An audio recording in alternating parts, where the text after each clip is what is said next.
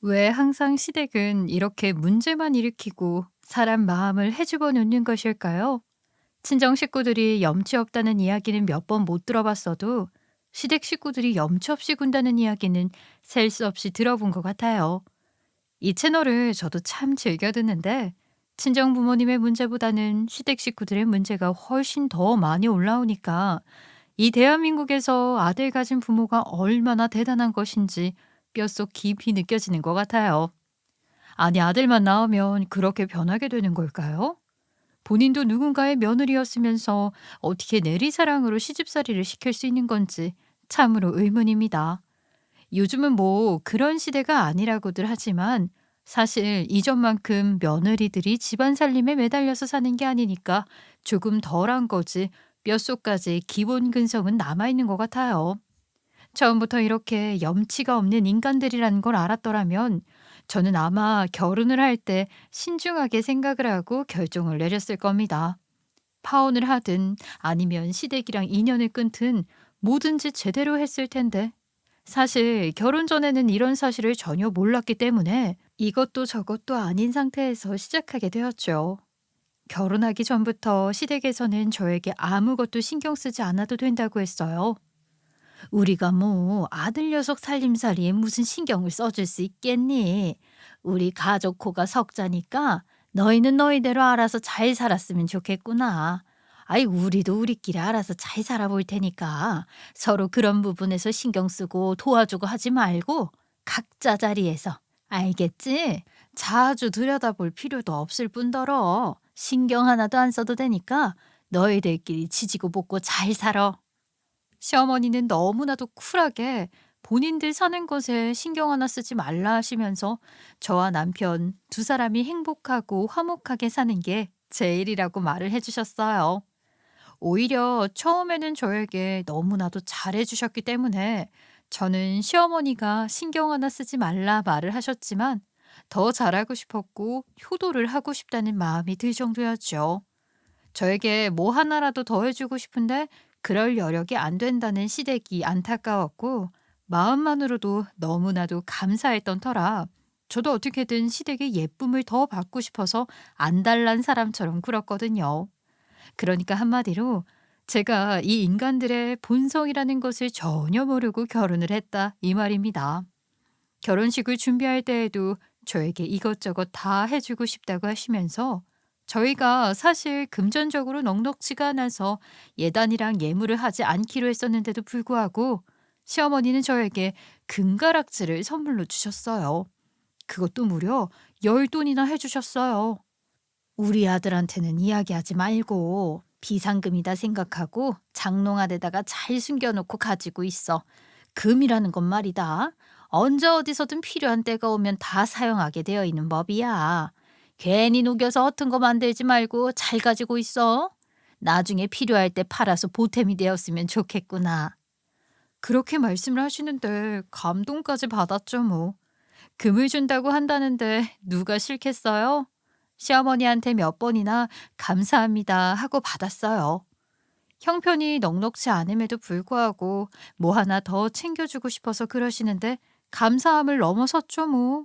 거기다가 시아버지는 저희 부부 신혼여행 가서 실컷 먹고 사고 싶은 거 사라고 말씀을 하시면서 따로 절값도 챙겨주셨고요.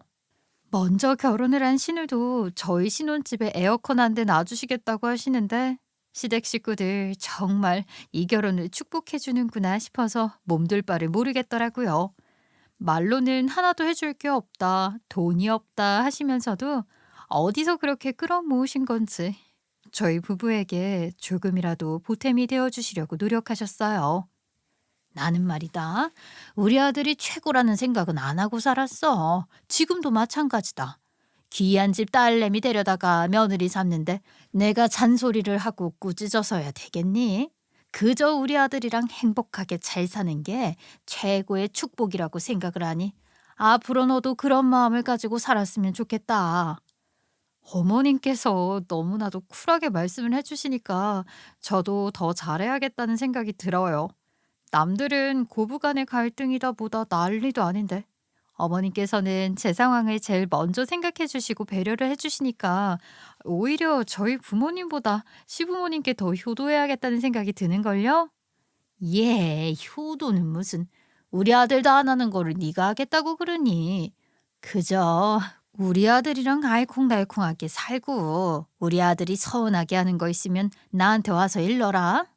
내가 뭐 솔로몬은 아니지만 그래도 우리 아들이 잘못한 일이 있으면 내가 혼내는 게 좋지 않겠니? 그이랑 싸울 일이 뭐가 있을까요? 살다 보면 부부끼리 다툼도 생기고 하는 거죠. 어머님께 도움을 요청할 일이 있으면 언제든지 요청할게요. 저 너무 귀찮아하시면 안 돼요. 걱정하지 말아라. 내가 예뻐 죽겠는 우리 며느리를 왜 귀찮아하겠니? 우리 아들이 참 모자란 게 많아서 걱정이다. 그리고 말이야, 요즘은 결혼하고 일을 그만두고 집에서 살림이나 하면서 자기 인생 말아먹는 사람들도 많다고 하는데, 나는 우리 며느리가 그렇게 살지 않았으면 좋겠어. 결혼을 하고 나서도 애만 키울 생각하지 말고 밖에 나가서 배울 거 배우고 말이다. 일할 자리 있으면 감사하게 일을 하고 싶은 거 다 하면서 살아. 어머님, 보통은 집에서 내조나라고 요구를 한다고 하시던데, 어머님은 정말 생각이 많이 깨어 있으신 분 같아요. 존경스러워요. 여자가 말이다. 자기 인생 자기가 살필 줄 알아야지. 남편한테 편승해서 살면 그게 무슨 재미난 삶이겠니? 집안에서 매여 있지 말고 나가서 시간도 보내고 할 줄 알아야 하는 법이다. 한 번 사는 인생인데 지루하게 살아서야 되겠어? 하고 싶은 게 있으면 눈치 보지 말고 가서 다 하고 살아. 그렇게 말을 하는데 누가 뿅 가지 않을 수 있겠어요? 다른 건 몰라도 시댁 하나는 기가 막히게 얻었다는 생각이 들어서 사람들에게 자랑까지 하고 싶은 심정이었죠. 하지만 그것은 전부 다 결혼식을 올리고 신혼여행을 다녀오기 전까지의 일이었고요. 입만 열면 구라라는 말이 왜 생겼는지 알게 되었죠. 제가 신혼여행을 다녀온 그 시점부터 우리 시댁은 완벽하게 달라지기 시작했거든요. 결혼식을 올리고 혼인신고를 한 뒤로부터 시어머니가 은근히 사람 피를 말리기 시작하는데 차라리 대놓고 시집살이를 시키는 편이 낫겠다 싶더라니까요. 그러면 적어도 반항이라도 세게 할 수 있을 텐데 이건 뭐 시집살이를 시키는 것도 아니고 말을 돌려서 자꾸만 핀잔을 주시는 겁니다. 예를 들면요. 제가 다리가 예쁘게 생긴 편이 아니라서 평소에 좀 긴 스커트를 즐겨 입어요. 바지보다 바람도 잘 통하고 입고 벗고 하는 게 편하기도 하고 해서 치마를 선호하는 편이었거든요. 사실 짧은 치마는 좀 불편하잖아요. 신경 써야 할 것도 많고. 근데 긴 스커트는 휘뚜루마뚜루 입기 좋아서 잘 입고 다녔죠. 하루는 시어머니가 제가 긴 스커트를 입고 있는 걸 보시더니만 한숨을 푹 내쉬면서 괜히 트집을 잡으시는 거예요. 예. 너는 젊은 애가 무슨 할머니들이나 입고 다닐 법한 긴 스커트만 고집을 하고 그러니. 짧은 치마를 입으라고 하는 건 아니지만 말이다. 이런 건 너무 노티나고 너한테 안 어울리는 거 알지? 길 가다가 뒷모습만 보고 할머니인 줄 착각을 하겠다. 너무 긴 치마들은 바닥을 다 쓸고 다니던데. 네가 서울시 환경미화원이다. 이 옷이 편해서 그래요.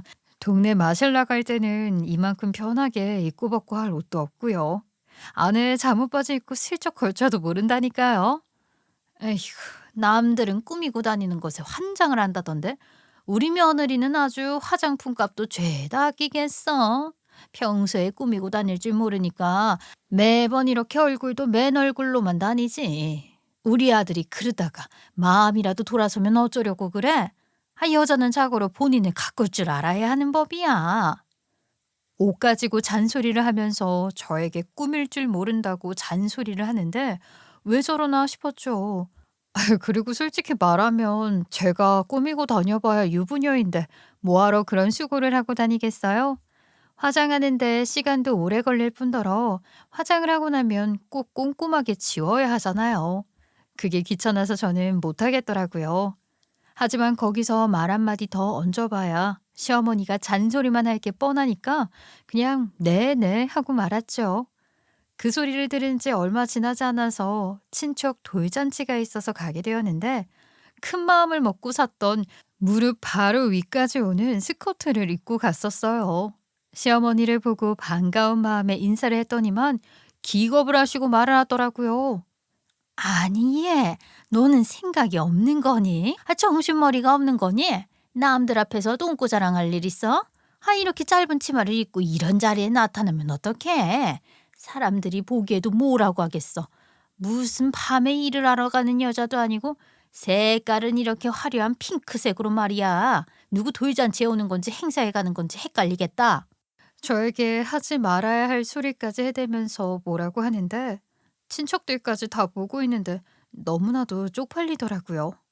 거기서 시어머니한테 왜 그러시냐고 화도 낼 수가 없고 아무래도 친척들의 눈이 몰려 있는데 제가 드세게 나갔다가 뭔 소리를 더 들을지 모르니까요. 오죽하면 보고 있던 친척 할머니 중 한 분이 무슨 며느리한테 그렇게 드자비를 하냐면서 말려주셔서 겨우겨우 시어머니의 잔소리가 멈췄어요. 아무리 그래도 저한테 밤일을 하네, 행사를 나가네 하는 말은 큰 상처를 남기게 되었죠. 돌잔치가 끝날 때까지 기분이 나아지지가 않아서 결국에는 시어머니를 붙잡고 말을 했어요. 어머님, 아무리 그래도 저한테 밤일을 나가네, 행사를 나가네 하면서 뭐라고 하시는 건 좀 아니었던 것 같아요. 저 너무 서운해요. 따로 불러다가 말을 하셔도 되는 건데 그 많은 친척들과 손님들 앞에서 그렇게 저를 잡으셔야 했어요? 제가 미니스커트를 입은 것도 아니고 이 정도 기장은 요즘 짧은 축에 속하지도 않아요. 그리고 어머님이 긴 치마 입으면 할머니 같다고 그런 옷 입지 말라고 하셨었잖아요. 저한테 왜 그렇게 트집을 잡으세요? 어머나, 어머나, 며느리 무서워서 무슨 잔소리 하나 못하겠네. 결혼까지 한 유부녀가 말이다. 그렇게 화려하게 옷을 입고 다닐 이유가 뭐가 있어? 어디 바람이 난 것도 아닌데 무릎 밑에 훤히 보이는 치마를 입고 아유 그것도 아주 화려한 분홍색으로다 말이다. 돌잔치 주인공은 조카 손주인데 네가 주인공 같더라. 자중할 줄 알아야지. 저보다 더 화려한 원색으로 입고 온 손님들도 있던데. 저한테만 뭐라고 하시니까 서운해서 그렇죠. 그리고 사람들 다 있는 곳에서 그렇게 말을 하시니까 제가 얼마나 민망해요. 격식에 맞춰서 입을 줄 알아야지. 그 정도 기분 소양도 없는 것 같아서 내가 일부러 찬소리 좀 했다. 그걸 가지고 눈을 까디짓고 달려드니? 앞으로는 조심해라. 뭘 해도 제 잘못이라고 말을 하는데 솔직히 저도 너무나도 짜증이 나서 그 뒤로 시어머니가 그냥 뭐라고 하든 말든 신경 안 쓰고 제가 입기 편한 긴 치마만 입고 다녔어요. 어떻게 보면 시어머니한테 일부러 더 그런 행동을 한 것도 있죠. 시어머니가 무슨 말을 하든지 말든지 저는 저의 길을 가겠다는 소심한 반항이 포함된 행동이었어요. 그런 일이 있었던 뒤에 처음으로 맞이하게 된 명절이었어요. 남편이 저한테 넌지시 그런 말을 하더라고요. 우리 엄마가 첫째 딸이라서 밑에 줄줄이 이모들이 있거든. 근데 우리 이모들이 가끔 명절에 찾아와서 우리 집에서 시간을 보내고 그래. 이번에는 나도 결혼하고 처음 맞는 명절이니까 이모들이 전부 다 올 것 같은데 아무래도 인사를 제대로 드리는 게 좋겠지? 이모님들이 몇 분이나 오시는데? 그럼 빈손으로 가는 것도 좀 그런데 선물을 일일이 챙기는 게 좋겠지? 어머님한테 이모님들 몇 분이나 오시는지 한번 여쭤봐야겠다. 아무래도 다른 날도 아니고 첫 명절이니까 한 번쯤은 제대로 인사를 드리는 게 좋겠다 싶어서 선물 세트 뭐가 좋을까 알아보면서 시어머니한테 이모님들이 몇 분이나 방문을 하실 예정인지 슬쩍 물어봤어요. 남편에게 이야기를 들어보니까 시어머니랑 이모님들 사이가 워낙 좋은 편이라서 말들이 참 많이 오간다고 하더라고요. 분명히 여기서 제가 책이라도 잡혔다가는 두고두고 술안주가 될 것 같은 느낌이라서 제대로 준비를 해야겠다고 생각을 했죠. 시이모들까지 전부 다 모이면 시이모가 몇십 명은 되는 느낌을 받을 것 같았거든요. 걔네가 우리 집에는 왜 오니? 걔들도 전부 시댁이 있고 가족이 있는데. 거기 가서 명절 보내겠지. 우리 집에 어쩌다가 한 번 오는 거지? 명절에 무조건 모이는 건 아니다. 그래서 그냥 안 오시는가 보다 싶어서 선물을 따로 준비해 가지 않았죠.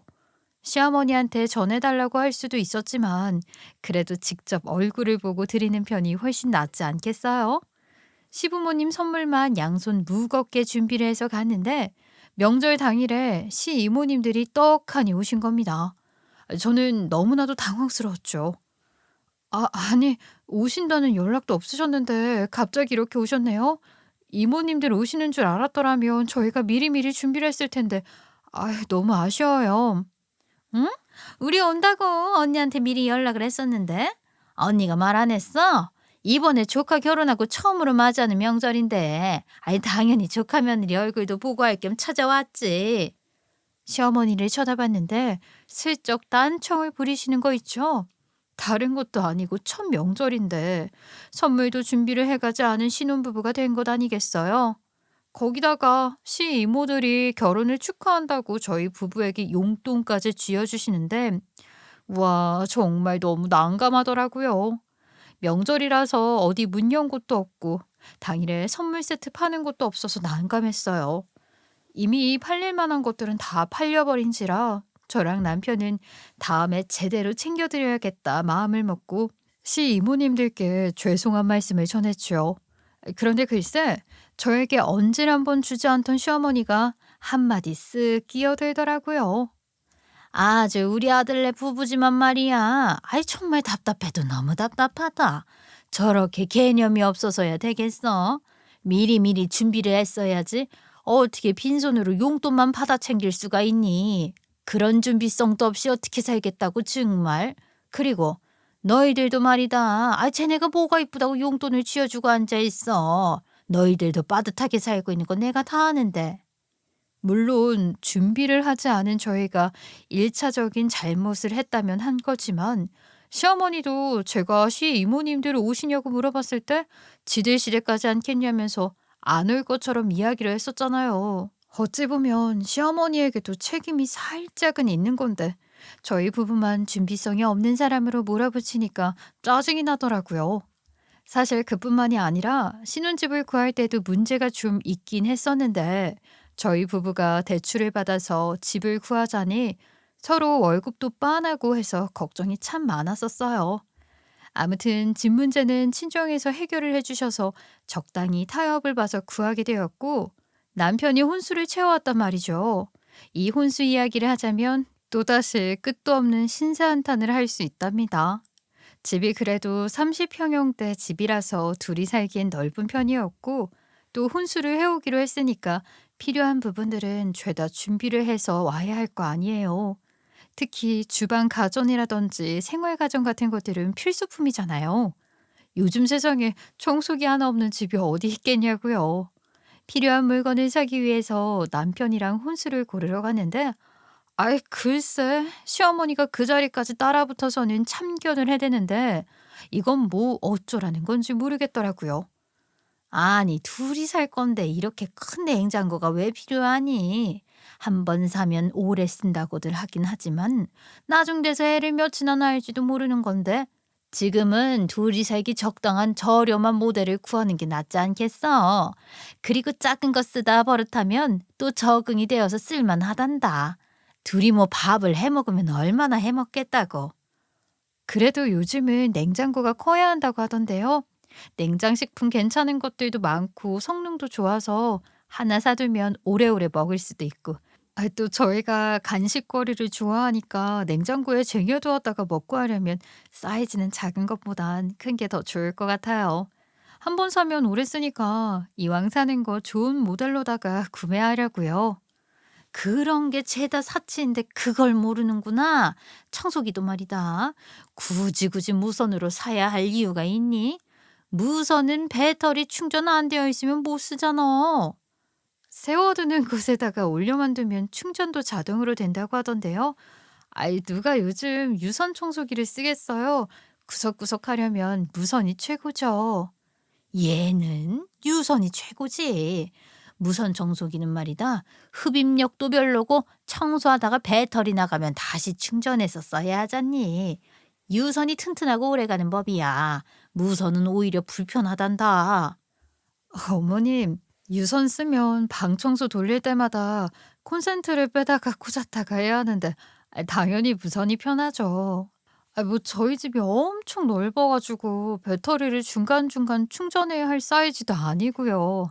그리고 어머님 댁에서도 무선 청소기 쓰면서 왜 저한테는 유선을 쓰라고 하세요. 그러면 어머님이 유선 청소기 사서 쓰시고 어머님 집에 있는 무선은 저 주세요. 유선이랑 무선이랑 가격이 3배 이상 차이가 나니까 일부러 그러는 것 같다는 기분을 지울 수가 없었죠. 그래도 그때만 해도 시어머니가 잔소리를 하면서 핀잔을 주던 시기가 아니었어요.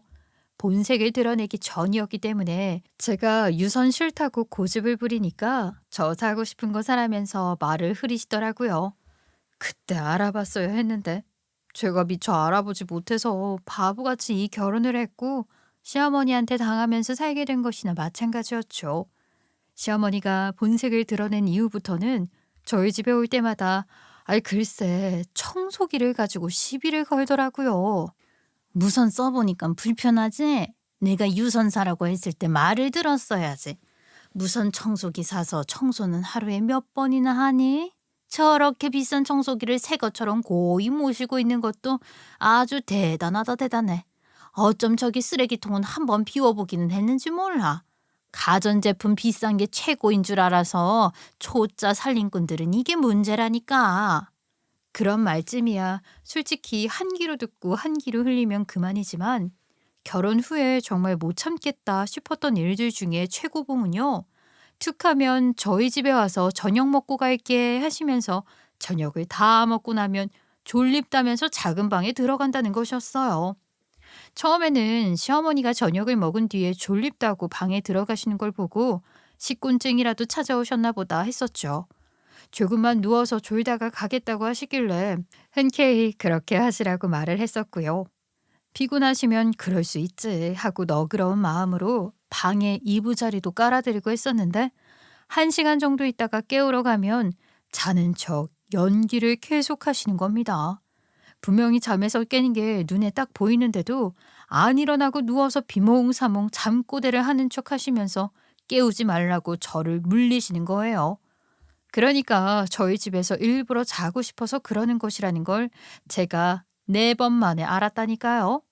이제는 뭐 작은 방에 들어가시면 그러려니 하는 수준까지 이르렀어요. 내가 너무 피곤해서 이 시간에 도무지 집까지 갈 생각이 들지가 않네. 그냥 작은 방에서 잘 테니까 내일 아침에 너희 출근할 때 나 좀 태워서 내려주고 가라. 이제는 하도 그러니까 대꾸를 할 생각도 들지 않더라고요. 남편한테 출근하는 길에 매번 내려달라고 말을 하시는데 남편 회사가 시댁 가는 방향이랑 같기는 한데 시댁 앞에 시어머니를 내려주고 가면 평소 가는 시간보다 일찍 출근을 해야 하기도 하고 돌아가야 하기도 했거든요. 남편도 짜증이 날 법한 상황임에도 불구하고 시어머니한테는 또 군소리 한 번을 하지 않고 시댁에 내려주더라고요. 그런 남편을 보면서도 대단하다 싶은 마음이 들었죠. 저라면 엄청나게 짜증을 냈을 것 같았거든요. 자, 이쯤 되면 여러분들도 듣는데 얼마나 속이 터지고 짜증이 확 나시겠어요. 당하는 저는 짜증을 넘어선 발악을 하고 싶었죠. 시간이 지나면 지날수록 점점 더 뻔뻔해지고 염치 없이 구는데 저도 이대로 당하고만 살 수는 없지 않겠냐고요. 저도 이제는 발악이라는 걸 해보기로 마음을 먹었습니다. 너무 대놓고 발악을 하면 미친 여자처럼 보일 것 같아서 우리 시어머니가 저에게 했던 것처럼 야질야질하게 티 안 나게 발악을 하기 시작했어요. 우리 시어머니 생신날 사골 세트를 일부러 선물로 사갔어요. 시어머니가 그 사골 뼈들을 보고 한 소리 하시더라고요. 네가 아주 시엠이 잠을 안 재우려고 난리를 치는구나. 이거 하루 종일 국물 내려면 적고 불 조절해야 하는데 나한테 땀 삐질삐질 흘려가며 그거 하라는 소리니? 이거 시이모님 댁 나눠주고 하면 한 솥밖에 안 나올걸요? 어머님 아는 분들 많으니까 나눠 드세요. 생각보다 많은 양은 아니라서 금방 드실 거예요. 싫다. 귀찮게 언제 이걸 다 우리가 앉아있어. 네가 좀 가져가서 끓여와라. 네가 끓여온 사골이라면 내가 기분 좋게 먹어줄 수 있으니까 말이다. 제가 일부러 골탕 먹일 겸 겸사겸사 사온 건데 짐덩어리 질 일이 있겠어요? 바로 그 자리에서 뜯어다가 시어머니의 냉장고 속으로 정리해서 넣어버렸죠. 아유, 어머님, 요즘 뼈 시리다고 하시면서 울상이셨잖아요. 저한테 뼈에 관련된 영양제 좀 사오라고 닥달을 그렇게 하셨으면서. 뼈에는 이 사골이 최고래요. 어머님 생각해서 일부러 생신 선물로 사온 거니까 꼭 끓여 드셔야 해요. 어머님 이거 드셨나 안 드셨나 제가 확인해 볼 거예요. 시어머니는 당연히 똥 씹은 표정을 하고 있는데 우리 시아버지가 또 곰탕, 설렁탕, 갈비탕 이런 거에 환장을 하시거든요. 시어머니가 직접 끓이기에는 시간도 오래 걸리고 귀찮으니까 맨날 팩으로 포장되어 있는 걸 사서 데워 먹었었는데 시아버지가 그 사골 뼈들을 보고는 완전히 눈이 뒤집히신 거죠. 시어머니한테 신이 나서는 당장 오늘 끓이라고 내일 사골국에 밥 한 공기 뚝딱 말아 먹어야겠다고 말을 하시는데 시아버지 말이라면 또 끔뻑 죽는 시어머니가 저를 확 하고 째려보시더라고요. 그게 얼마나 통쾌했는지 속으로 이렇게 하나하나 안갚음 해주마 하고 결심을 했죠. 하지만 우리 시어머니도 만만치 않은 인간이었어요.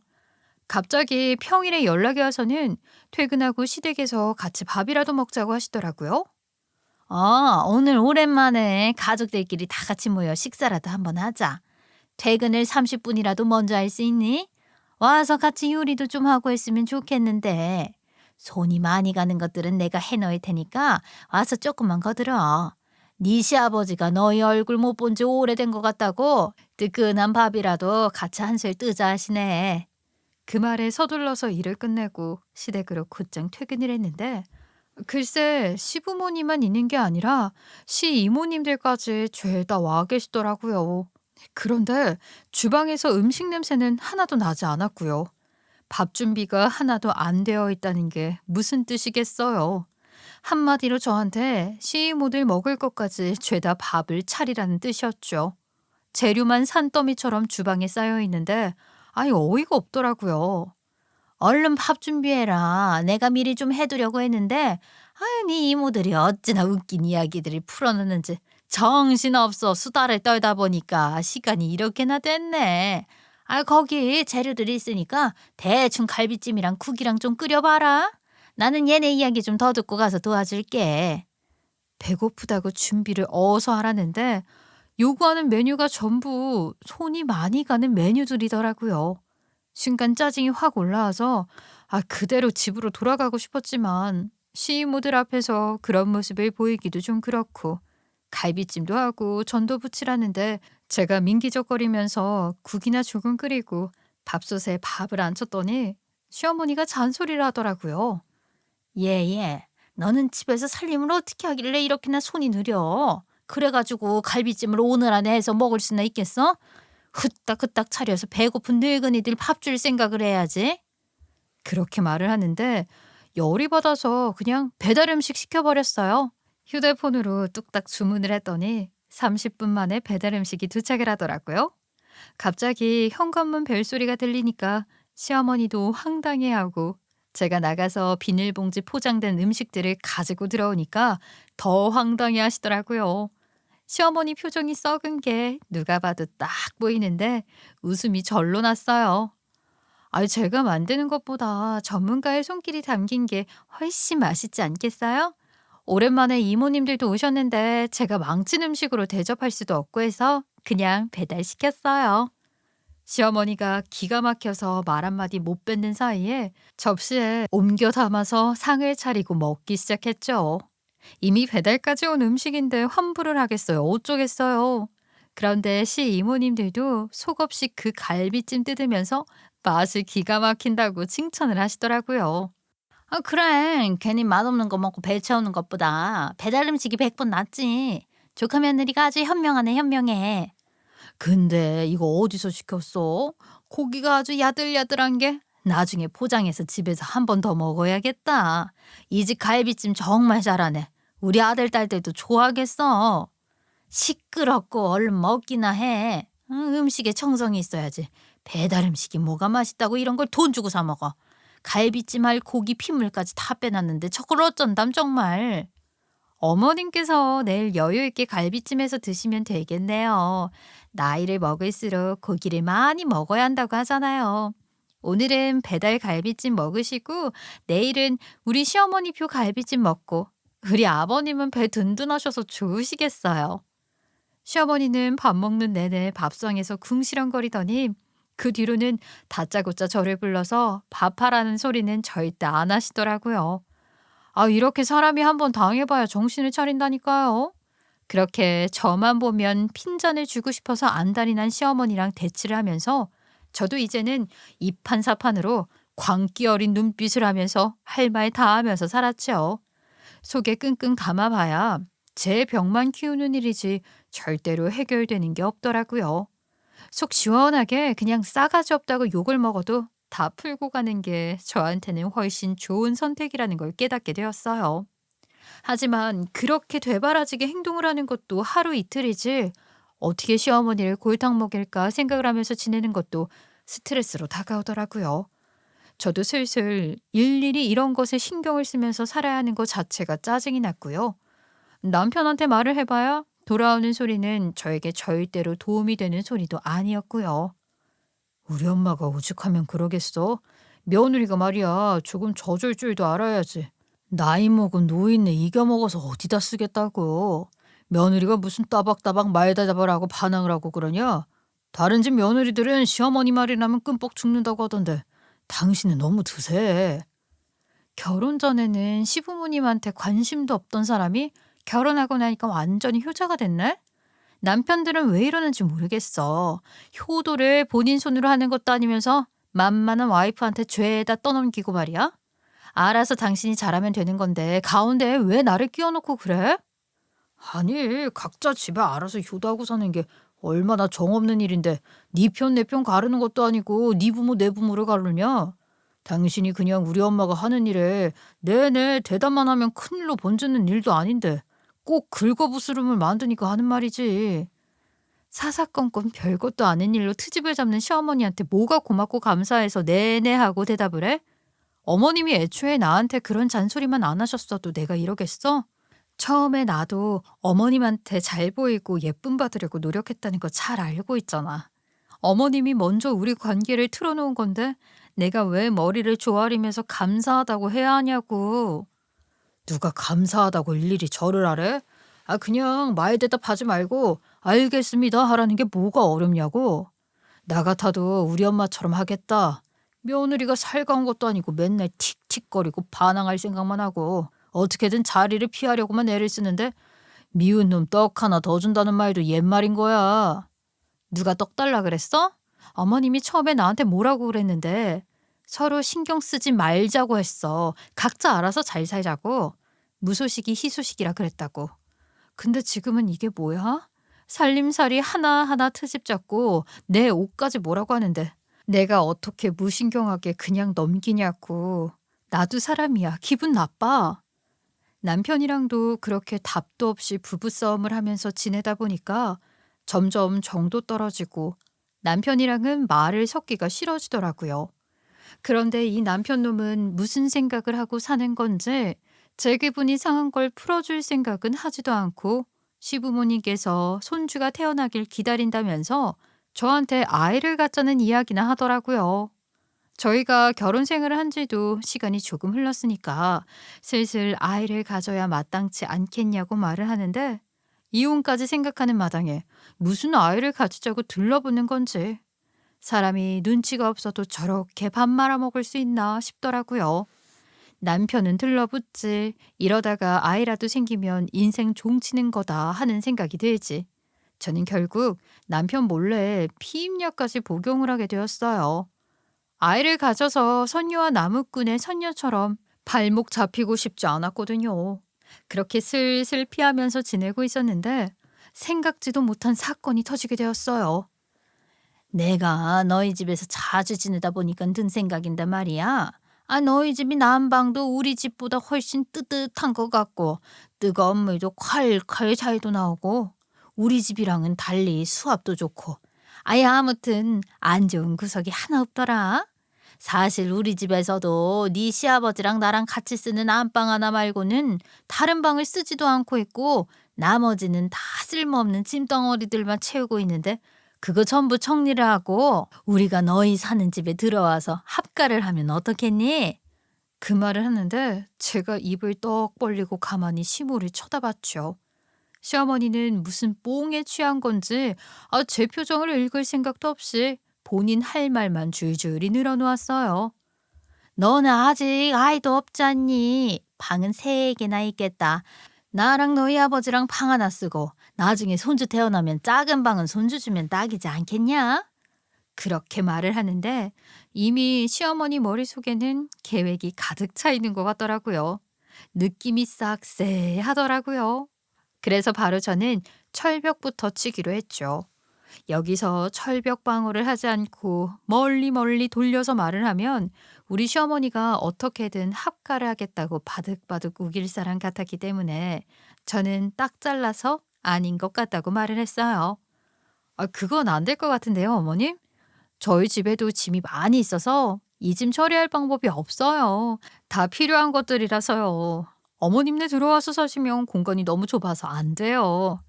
쓸모없는 짐이야. 다 정리하면 되고. 가전이야 여기 다 있으니까 우리 집에 있는 것들은 중고로 팔면 되지 않겠니? 내가 여기 와서 자면서 느낀 건데 말이다. 방 하나 남는 거 우리가 들어와서 살면 우리 집 관리비며 뭐며 다 아낄 수 있는 거고 돈 아끼는 게 얼마나 중요한 거야. 서로한테 이득이 되는 건데 우리가 관리비 아끼는 대신에 생활비로 보태마. 어머님네 관리비라고 해봐야 10만 원 안짝도 안 나오잖아요. 그걸로 어떻게 어머님 아버님 모시면서 생활비로 보태 쓰라고 말을 하실 수 있어요? 그건 그냥 저희 부부 사는 거에 얹혀 사시겠다고 말을 하시는 거죠. 저는 싫어요. 나중에 아이 낳으면 신경 쓸 것도 많을 텐데 불편할 것 같아요. 왜 그렇게 생각도 안 해보고 딱 잘라서 말을 하고 그래? 우리 엄마 아빠 나이 먹어서 외롭고 점점 힘도 없어질 텐데 같이 살면 걱정거리 줄어들고 좋은 거 아니야? 우리가 나중에 아이를 낳으면 돌봐주신다고 하셨잖아. 그럼 우리 부부 맞벌이 하는 것도 수월할 거고 시터 쓰는 비용 생각하면 훨씬 이득이지. 당신 시부모님만 늙고 외롭고 힘이 없는 것처럼 느껴져? 우리 엄마 아빠도 그렇지. 나이는 똑같이 먹어가는데. 그럼 우리 엄마 아빠도 모시고 살 거야? 장인하고 장모는 다른 문제지. 지금 그 얘기를 왜 꺼내? 다르긴 뭐가 달라? 당신 부모만 부모고 우리 부모는 부모도 아니야? 다 똑같이 부모님이고 늙어가는 건데 시부모님만 챙긴다고 말을 하면 나는 서운할 수밖에 없어. 우리 엄마 아빠는 고생했잖아. 살면서 안 해본 일이 없을 정도로 열심히 사셨고 나를 이만큼 키워주셨는데 그런 소리가 나와? 우리 부모님은 뭐 놀면서 나 키웠니? 우리 부모님도 안 해본 일이 없을 정도로 열심히 사셨어. 그리고 나를 이만큼 키워주신 것도 똑같은 거지. 우길 걸 우겨라. 그럼 나중에 우리가 더 큰 집으로 이사를 하게 되면 그때는 양가 부모님 같이 모시고 사는 걸로 하자. 지금은 우리 엄마 아빠가 더 힘드시니까 우리 부모님만 모시고 살고. 그렇게 웃으면서 해결책이랍시고 말을 하는데 시부모님만 앞에 없었으면 남편의 대갈통을요 한 대 날려버렸을 거예요. 또라이인 줄 알았다니까요. 저는 더 이상 말해봐야 말이 통하지 않는다는 것을 깨닫고 무조건 싫다고 싫다 싫다만 반복하면서 남편의 말을 차단해버렸어요. 그랬더니 이 꼴도 보기 싫은 놈이 글쎄 애교를 부리면서 시어머니랑 같이 저를 살살 꾸며내려고 입에 발린 말들을 하는데 짜증이 확 나더라고요. 우리 엄마가 살림에 신경 하나도 안 쓴다고 하잖아. 애도 봐준다고 하고. 우리는 계속 일만 열심히 하고 효도만 하면 되는 건데 뭐가 어렵다고 그래. 응? 같이 합가하자. 입도 뻥끗하지 마라 진짜. 어머님이 살림에 신경 안 쓴다는 말은 집안일 다 저보고 혼자 하라는 소리잖아요. 애 봐주는 거야 어린이집에 보내면 되는 거고 우리가 계속 일만 하고 효도만 하면 된다고? 내가 도대체 왜 그래야 하는데 진짜로 한마디만 더 하면 이혼해버릴 줄 알아. 입 닫아. 헐, 당신 지금 말 다 했어? 우리 엄마 아빠도 있는 자리에서 이혼을 운운해? 세상에 어떤 며느리가 시부모 모시기 싫다고 이혼을 하겠다는 말을 하냐. 당신 진짜 생각 없다. 대가리 텅텅 비어서 실로폰 소리가 날 것 같은 인간이 그런 말을 짓거리니까 진짜 기가 차더라고요. 여기서 이 이야기는 그냥 마무리가 된 줄 알았더니만 아이 글쎄 남편이 3박 4일 동안 출장을 간 사이에 일이 제대로 터지고 말았어요. 출장을 간다고 나간 남편이 얼마 지나지 않아서 저에게 전화를 했더라고요. 아, 여보, 이걸 어쩌지? 지금 우리 엄마 아빠네 집 보일러가 고장이 났다고 연락이 왔어. 그래? 그럼 나한테 전화를 할 게 아니라 빨리 수리기사를 불러서 고쳐야지. 고객센터에 연락하면 아마 바로 수리기사 연결해 줄걸? 이미 해봤지. 수리기사도 바로 와서 봤나 보더라고. 근데 글쎄 보일러에 문제가 아니라 보일러관에 문제가 생긴 거래. 이걸 전부 교체를 해야 하는데 이거야말로 엄청난 대공사라고 하더라. 마루 전부 뜯어서 낡은 것들 새로 고쳐야 한다고 하는데 마루 뜯고 붙이고 하는데 시간이 또 걸리잖아. 그래서 뭐 어떻게 하라고. 공사를 안 할 수도 없는 노릇이고 공사를 해야지. 아이 뭐 돈이라도 필요하신 거래? 그런 게 아니라 우리 집으로 일단 모셔야 하지 않을까? 공사하는 동안 그 어수선한 집에서 지낼 수도 없고 일하는 사람들 왔다 갔다 할 텐데 무슨 일이 생길지도 모르잖아.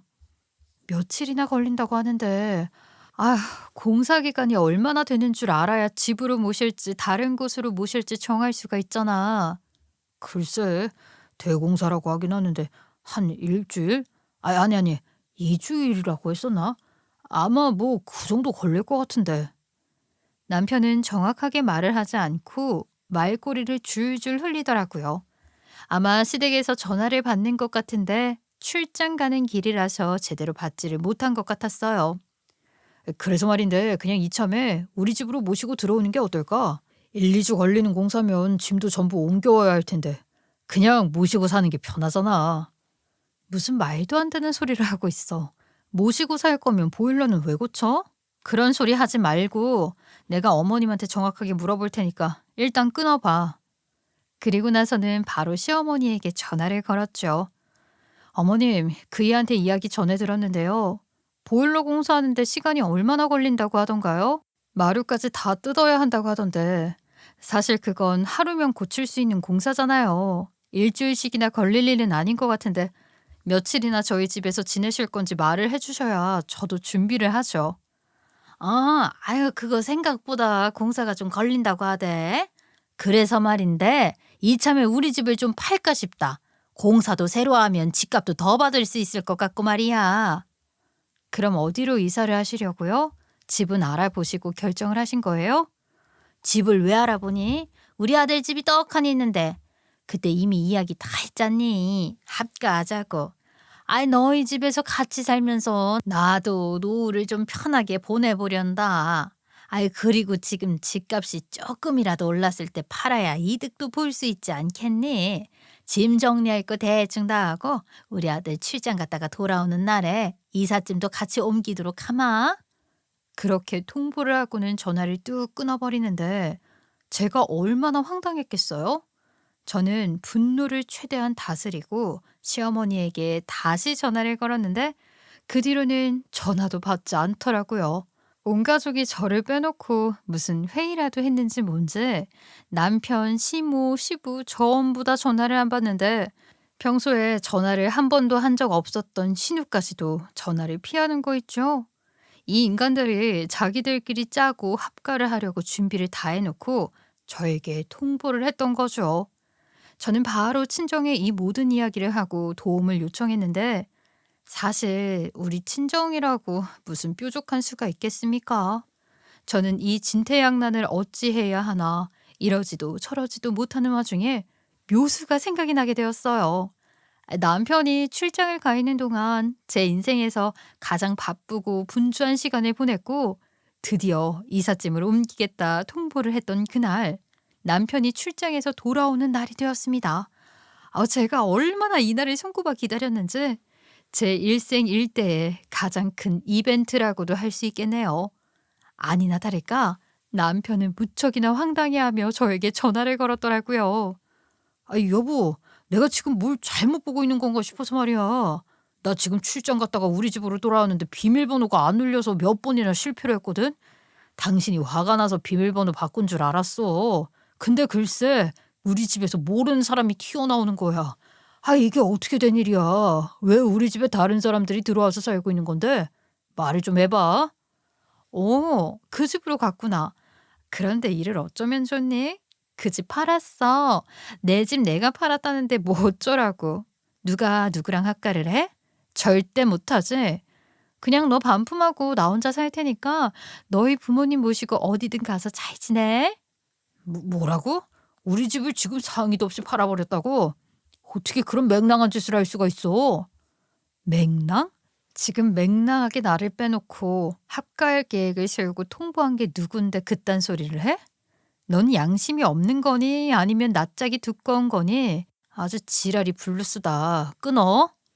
그렇게 전화를 뚝 끊어버리고 저도 남편이 했던 것처럼 울려대는 전화를 받지 않았더니만 남편이랑 시부모랑 전부 저희 친정집으로 달려왔더라고요.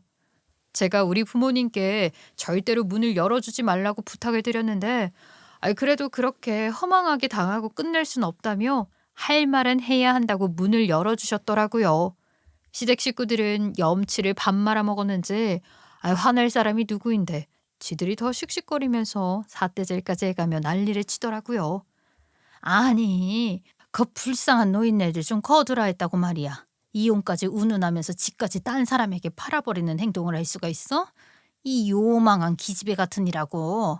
인생을 그렇게 네 멋대로 살아서야 되겠니? 너 가정교육을 어떻게 받은 거야?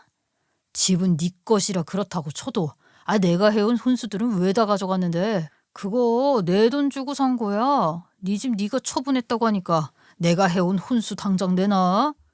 그거 이삿짐 센터 창고에 보관 중이니까 알아서들 챙겨가고 그깟 푼돈으로 산 혼수? 그거 필요 없어. 없이도 난 잘 살아. 너 말 잘했다. 내가 내 집 팔겠다는데 네가 뭔데 이래라 저래라야? 내가 이혼하겠다고 너랑 더 이상은 너랑 못 살겠으니까 너희 부모님 네가 모시고 살면서 효도 실컷 하시고요. 나랑은 이미 남남 되자고. 아니 그냥 화가 나서 한 소리가 아니라 진짜로 이혼을 하겠다고? 지금이라도 잘못했다고 하면 내가 용서해 줄게. 아이고 어이가 없네. 도대체 내가 한 말 뭘로 들었어? 잘못? 누가 잘못했는데? 아니 그냥 이혼하겠다니까? 네 마음대로 너희 부모 불쌍하다고 학가하자는데 내가 같이 살게 생겼냐? 그래 김서방 그렇게 안 봤는데 해도 너무한 거 아니야? 부부가 서로 의견이 일치하지 않는데 어떻게 한 사람이 밀어붙이면 되겠어? 그 집도 우리가 해준 건데. 사실은 저희가 신혼집을 구할 때 대출이 부담되어서 힘들었었는데 친정집에서 집을 해주시겠다고 해서 마련할 수 있었어요. 한마디로 그 신혼집은 우리 친정에서 해준 집이었다. 이 소리죠. 거기다가 3일 만에 어떻게 세입자를 구했는지도 궁금하시죠? 사실은 집을 팔았던 게 아니고요.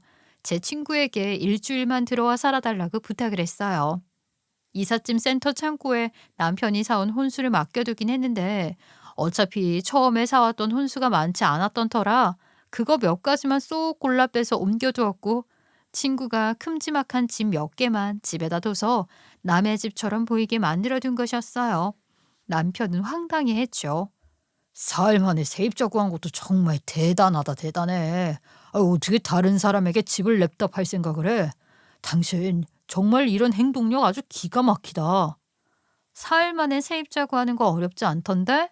한이설이면 말이야. 5~6월에도 서리가 내린다는 말 못 들었어? 내가 마음먹으니까 다 되더라. 됐고 누가 뭐라고 해도 나는 죽어도 이혼 못해. 내가 왜 이런 일로 이혼을 해야 하는데. 싫어. 그래. 우리도 너무 급하게 합가를 정한 것 같다. 천천히 다시 생각하자. 우리가 보일러 공사 끝이 나면 다시 돌아갈 테니까 그 이혼은 없었던 걸로 하자. 우리가 지금은 한수를 접어줄게. 접고 말고 자시고 다 필요 없다고요. 이혼할 거니까 그런 줄 아세요. 천천히 다시 생각하긴 뭘 다시 생각해. 합가는 개뿔. 이혼이야 이혼. 시부모가 언제 들이닥칠지 모르는데 누구 좋으라고 이 새끼랑 같이 살아요? 나는요 남 좋은 일 하면서 나를 희생하고 살고 싶지 않거든요. 뭐 이 새끼? 너 지금 나한테 새끼라고 그랬어? 아주 막장으로 나가자는 거지. 우리 부모님도 듣고 계시는데 나한테 감히 새끼라고 해? 괜히 말꼬리 잡으려고 애쓰지 말고 너는 그냥 입 닥치고 있어. 시시비비는 판사님이 가려주겠지. 소송이라도 걸어서 이혼할 거니까 그런 줄 알아. 이렇게 불통인 사람들인지도 모르고, 아유, 우리 딸이 잘 살고 있는 줄 알았네. 이런 사람들이랑은 사돈으로 지내고 싶은 마음도 없으니까 보일러 공사고 나발이고, 나가세요. 그렇게 군손님을 내쫓고 현관문을 닫으니 한참을 서성이다가 돌아가더라고요. 그날 저녁 남편이 또 한 번 제 속을 뒤집는 연락을 해왔더라고요. 그래, 아까는 너무 흥분해서 막말을 했던 것 같아. 나 지금 우리 집 본가에 들어와서 지내고 있으니까 화 풀리면 다시 연락하자. 진짜로 우리 집 한 거 아니지? 그 말을 듣는데 순간 보일러 공사는? 하는 생각이 들더라고요. 알고 보니까 보일러 공사한다는 것도 전부 다 거짓말이었던 거죠. 제가 계속 합가하기 싫다고 하니까 자기네들끼리 묘수랍시고 그런 거짓말을 했던 것이었습니다. 제가 집을 다른 사람에게 넘길 거라곤 상상조차 하지 못하고 말이죠. 결국에는 거짓말했던 거 전부 들통나버린 거죠. 저는 바로 다음날 법원에 가서 이혼 소송장을 접수했고 남편에게 보란 듯이 소송장을 보내버렸습니다. 지금 진짜 이혼을 하자는 거야? 합가 이야기 2번 다시는 안 할게. 내가 시간이 지나면서 생각해보니까 너무 내 생각만 했었던 것 같아. 한 번만 봐주라. 우리 100년애로 하기로 했었잖아. 우리 부부 사이에 아이가 생기면 우리도 달라질 거야. 일단 아이부터 갖자. 그리고 다시 잘 맞춰나가면서 살자. 어? 저는 그런 남편에게 피임약 사진을 보내면서 말을 했어요. 너랑 애 낳고 살 자신 없어서 그동안 쭉 임신 피하는 약을 복용하면서 지냈다고 말이죠. 그때 제 선택이 너무나도 현명한 선택이었던 것 같다고 이참에 완벽하게 갈라서자고 말을 하니 남편도 더 이상 아무 말 못하더라고요. 입이 10개라도 할 말이 없었겠죠. 결국에는 그동안 시집살이 했던 거, 합가를 밀어붙이려고 했던 거 전부 다 이혼 사유에 들어가더라고요. 이혼하고 반반 나눌 것도 없었지만 각자 재산 알아서 챙겨 마무리를 했고요. 집도 잘 정리를 하게 되었어요. 저희 부모님께서 해주신 집이라서 그런지 남편은 재산 분할을 받고 싶어 했지만 분할 대상에 들어가지 않았고요. 이삿짐 센터 창고에 보관이 되어 있던 남편이 해온 혼수는 창고 비용 납부하고 챙겨갔다고 연락이 왔더라고요. 뭐 중고로 팔아서 한 푼이라도 더 챙겨 먹을 속셈이었겠죠. 이렇게 허무하게 이혼을 하게 될 줄은 몰랐는데 그래도 지금이라도 발을 빼게 되어서 참으로 다행이라 생각을 하고 있습니다. 지지부진 끌고 가봐야 제 마음고생하는 소리만 더 커지지 않았겠어요? 앞으로는 제 인생 그냥 속 시원하게 직진만 하면서 살아보렵니다. 이혼했다고 주눅들지 않고 제 인생 즐길 수 있도록 응원 부탁드립니다. 감사합니다.